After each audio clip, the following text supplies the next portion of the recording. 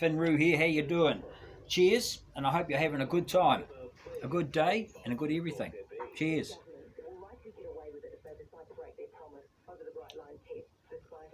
Oh, it's my Tide bastard.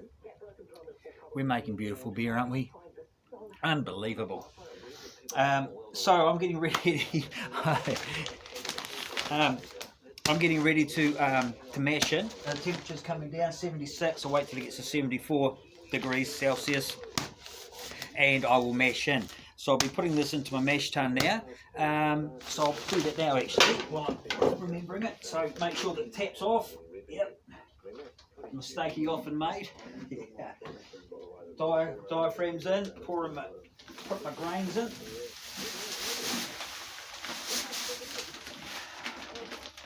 Lovely. I actually got Jared at the homebrew shop today. I asked him if he would back off the crush on my on the mill today, because as you know, I've been doing the overnight mash. But at the same time I started doing the overnight mash, what happened was Jared got at the homebrew shop, got himself a brand new mill, and so he set it. You know, he's good, so he set it the best way that he could, that he wanted to set it. But I personally found that I had a lot more dough balls in the mash, and I had a lot more efficiency, but I could also put that extra efficiency down to the overnight mash. So I asked him today, and he's kindly backed off the crush. We had a couple of goes at it, and I was the one who checked the crush, so if I've cocked that up, well, it's my own fault, isn't it? But anyway, always learning. I'm pretty sure we'll be okay. So that's good. What I wanted to do also is I'm going to put about 5 grams of gypsum, 5 grams of calcium chloride, and 5 grams of calcium sulfate, that's it, into my mash. So there's my calcium sulfate, which is my gypsum, calcium chloride, and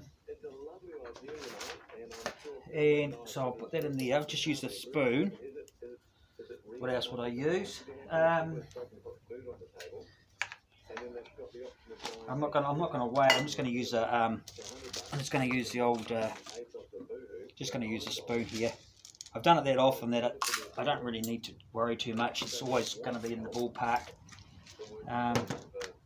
This is just to it just keeps the bitterness malt profile kind of even. That's why I kind of do this about the same amounts. Calcium chloride to sulfate ratios are about the same. So that's that. That'll go in there. I normally crush those, but I'm wondering if they will. I normally crush them. I've got one of those special crushing machines here, mortar and pestle or something they call them. Quite a good one. Yeah, quite a good one.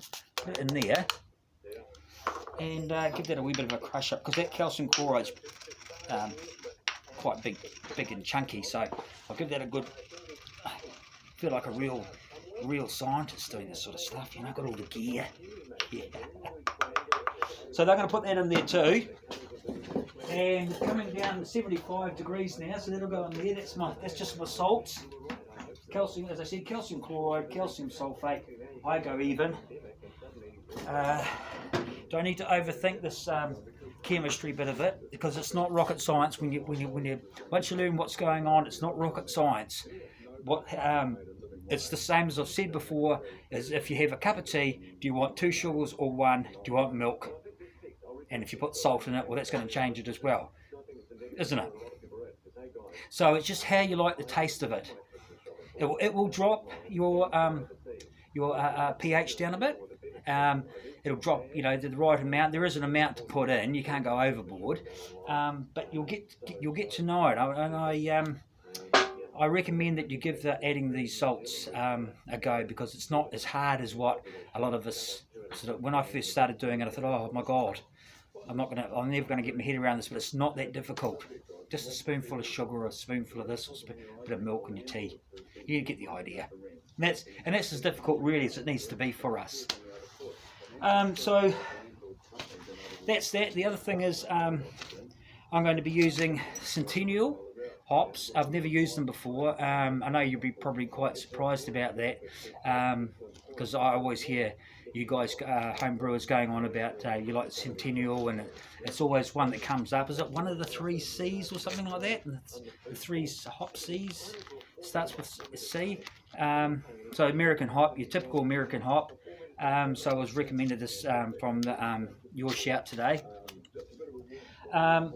So that's good. Before I got in here, I've been having a bear of a time with this video, I've got to tell you. I really have. I'm absolutely spent. And I actually was going to do a video on just rinsing and saving your yeast. And I had a lot of trouble with my phone, and you know, one thing leads to another, but that's okay. So I've got 4 of these jars, but I might do a video about this another time again.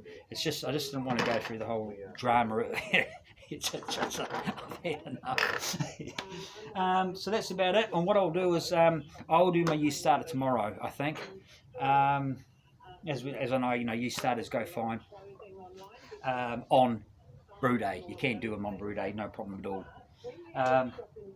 If it's just a normal beer, I'd probably want to do a brewed. If I was doing a really, really high alcohol beer, I'd probably want to do start my yeast starter a couple of days before and just build it up.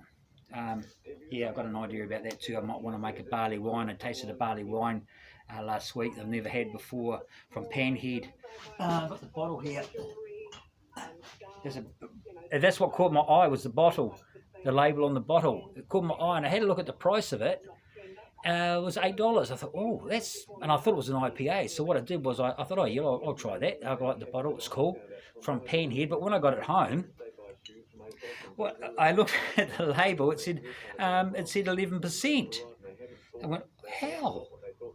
And then I looked at it. It's a barley wine. So I was a bit nervous actually, because 11% is a bit, you know, out of my league. It's the big boy stuff, you know what I'm saying? So, but I thought, no, just take your time, Finn. Pour it out, have a go. It was bloody beautiful. I've never, ever, in my life, tasted a beer. I've drunken many, many wonderful beers, but nothing prepared me for this. I don't know if all barley beers are like that, or barley wines are like this, but it was fantastic. So I'm actually thinking of maybe trying to make, this is called Panhead Zombie from Panhead, 11%. It's and as I say, it was only $8 at 11%, which surprised me, and it was just the as I say, the artwork that got me going, that I really enjoyed. I thought, oh, I'll grab that. So I would like to actually maybe next year, with next year's Old Fin 2021, I might like to make that version an 11% barley wine of Old Fin. Wouldn't that be cool? So I'm good to go. I've got these in my. I'll put these in the fridge. As I said before, I'm at 73. What I'm going to do is I'm going to. I'll do it now. Hang about. 73. I said 74. It'll be fine.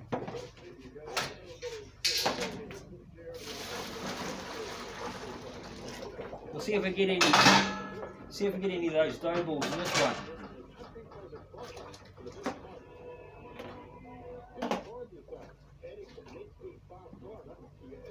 Yeah, it's better. It's a lot better actually. There's still dough balls there, but I mean, I guess that's normal.